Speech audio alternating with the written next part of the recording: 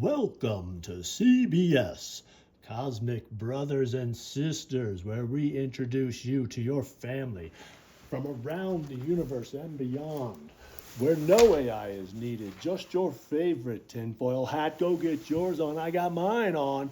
Let's watch Emory tell David about the first being he's ever seen. Are you ready? Let's get your favorite tinfoil hat on. I got mine on. Let's go. I looked up. You were outdoors. I was outdoors. Yeah. Okay. We had a big farm out there. Okay. And in the middle of the field, in the middle of there's nothing around, and there's flaming disc comes this 45-degree angle. Just comes right out of the sky, but moving very slow, but red hot. You could see the orange glow. How large was it? Well, from where I was at, and it was probably at least 2,000, or maybe 1,000 meters away, and I saw it go into the woods, and heard it. And I said, oh, it was probably just a meteorite. Wow, it was like the most brilliant meteorite I've ever seen. But I also noticed that it had a very odd shape. So I just didn't think anything of it, and it actually landed closer than I thought. And the neighbors, just a couple acres over, 5 or 10 acres over, in their swamp. And one of the extraterrestrials came out and walked over, and I was next to a barbed wire fence. The ones you keep cows in with, four lines, right. Sometimes 5 if they're big.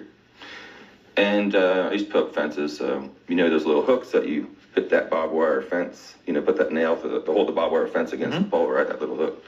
So some of them were kind of loosened, and I lay out a tarp all the time.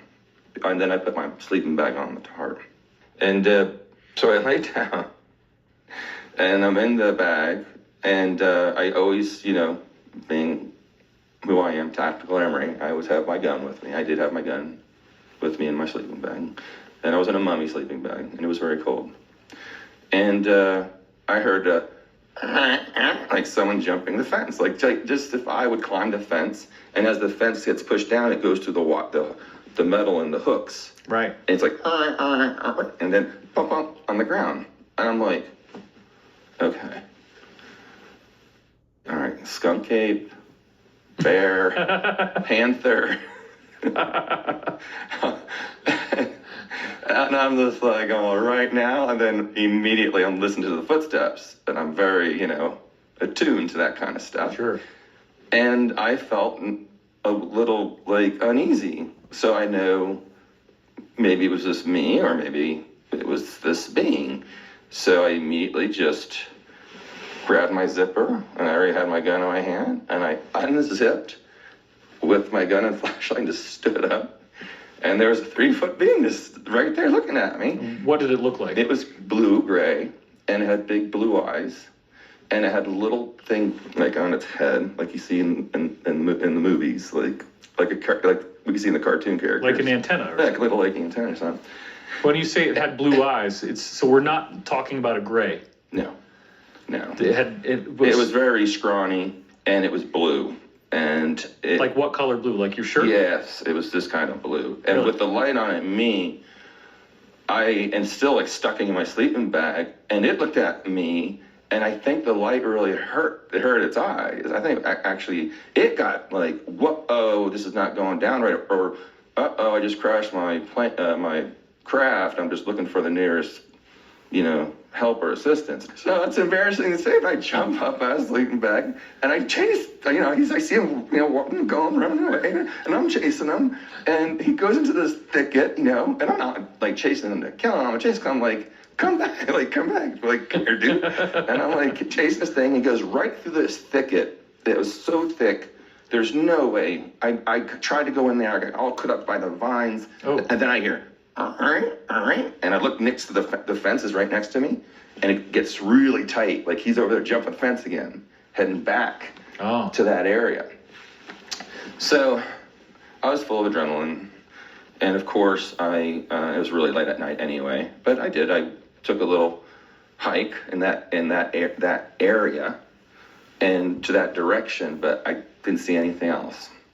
So there was nothing exchanged on that. It was just I think we both startled each other, and that's what happened. How human-like would the face appear for a regular person? Would it look like a regular person from Earth with blue skin, or were there something different about the face? Yeah, the face was fuller and more like more oval, like Okay. not like a bubble. Like if you get a bubble and just barely, or if you get one of those plastic balls and you just go like this.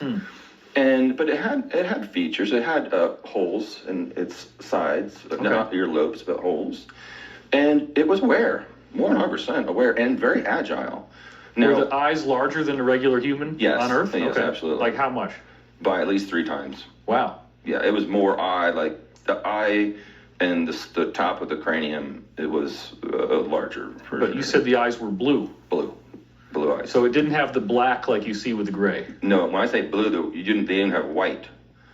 It was blue eyes. There was I didn't see any pupils, but it could have been this protective layers. They have these lenses. A lot of the extraterrestrials they wear over their eyes. It was a solid color blue? Yes. Really? Yes. And did it have a nose or just Yes, it had a nose. Very small. Very small, and a small mouth? Very small mouth, yeah. Okay. Yeah. It was very, cartoonical. Like, no way. Like, it was, very, very comical in a way. And how old were you at the time? I was probably 90 was 18, 28. All right, well, let's go back to the first. Wow. Check it out. Emory's first extraterrestrial encounter was with a Teletubby. My lord. Seriously, is that where that comes from? Is that where they must exist over there in England? Teletubbies. They're real. They're real. Emory chased one. Tell me what you think in the comments about Teletubby beings. Do you think they exist? What do you think? Leave your comments. Always leave your comments. Always subscribe and always like your cosmic brothers and sisters where no AI is ever necessary. You don't need AI around here. Cosmic brothers and sisters.